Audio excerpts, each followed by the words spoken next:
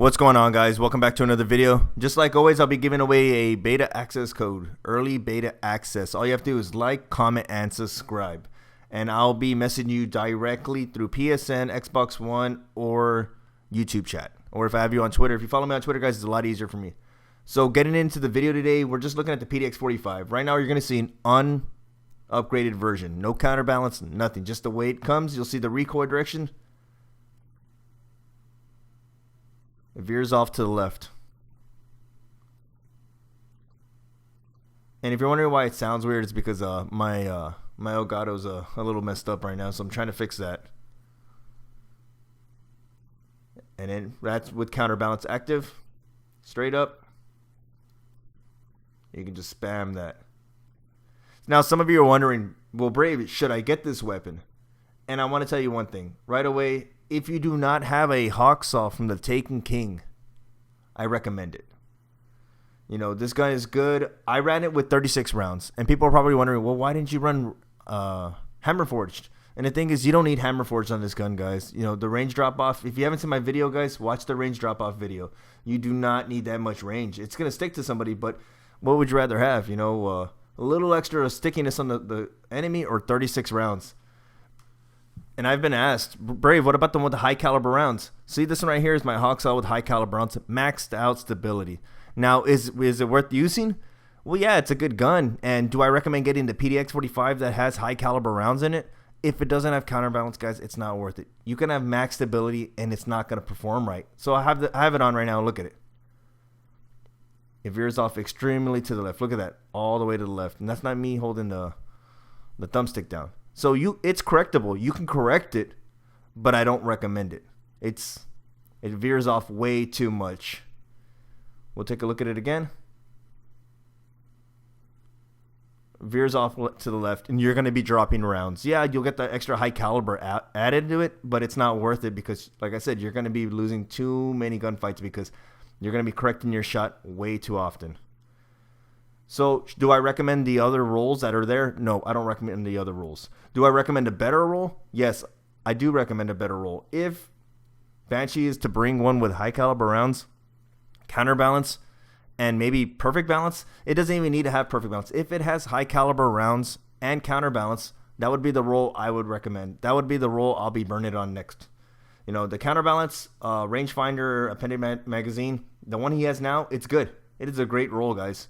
It's not a god roll. I never said it was a god roll, but it is a good roll, and it will be one of my go-to pulse rifles. Now, let's compare it to the Hawksaw from the Taken King. And for those of you who don't know the Hawksaw from the Taken King, we'll take a look at it. So this right here, guys, is going to be the Hawksaw from the Taken King vendor version. As you can tell, it's got counterbalance, fitted stock, and small bore. The reason why I like this gun is the recoil direction, straight up and down. The reason why I dislike the gun is it's 27 rounds. I feel like 30 rounds would have been a little bit better. I feel like I run dry when I'm trying to finish the second person off, which sounds disgusting, guys, for you people sick in the head. That's gross. Get your mind out of the gutter. So as you can tell right now, I'm using a PDX-45, the one I just bought on Wednesday. And recoil direction, let's take a look at it. Straight up and down. That's not too bad there. That's actually really good. Now I'm going to put on the Hawksaw from Taken King vendor version.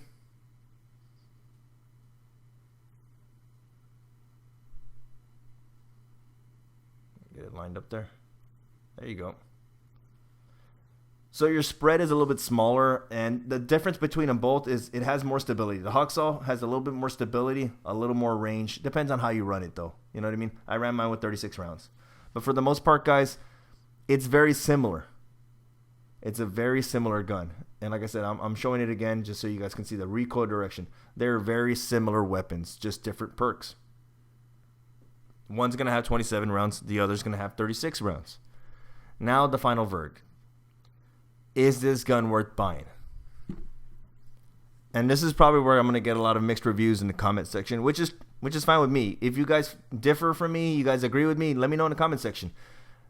My verdict on this, the final verdict, is that this gun, if you have a hawk saw with, the vendor version hawk saw, there's no need to get this gun, guys. There isn't. Wait for that roll that you want, the one with the high caliber rounds counterbalance. That's the ideal roll. That's the roll that's going to perform better in trials. That's going to shake the snipers. That's going to shake the icebreakers. That's going to shake the hand cannons and the Lunas. You know what I mean? Now, if you do not have a hawk saw from the Taken King, I recommend you guys get this gun. Yeah, if you guys didn't pick it up on both of your characters, I'm sorry. Is it needed, this gun? Nah, if you have a Blind Perdition, that other gun, the B29 Party Favor, that you bought like a few weeks ago when I was doing the vendor reset, yeah, that's fine too. Use that gun. But if you're in dire need of a pulse rifle that can perform extremely well, then yeah, get this gun. But if you're not in need of a pulse rifle that can perform really, really well and you can wait, I say sit on the package. But since I have this on 3 characters, I bought it. And is it going to take priority over my hawk saw in trials today? For sure, because I find myself running dry, and if I can stay in the gunfight a little longer with 36 rounds, I'm going to do it. Especially because I do miss a lot sometimes when I'm just spamming that trigger when I'm getting pressed. So guys, like I said, I do appreciate you guys watching the video. I know it was a little late. I know I said I was going to do it the day before. I got busy. I was at the apartment, and then as soon as I started hooking up my stuff, my computer went to crap, and then my USB went to crap. My Elgato was at home. So, I said, sorry guys for that. But ultimately, guys, like I said, hopefully you guys enjoyed the video. You drop a like and you subscribe to my channel if you're new. Also, let me know down in the comment section if you guys would like to see me stream. I do have my setup at my apartment ready to go. I just need to get my monitor and my Elgato over there, and I will start streaming. So let me know down in the comment section. Also, let me know if you guys bought this roll or not. If you did buy it, and how are you adjusting to it? Do you like it? How do you run it? You know what I mean? I ran it with 36 rounds because, like I said, if you haven't seen my video, guys, I recommend you guys watching it on drop off. Other than that, guys, I'll see you in the Crucible.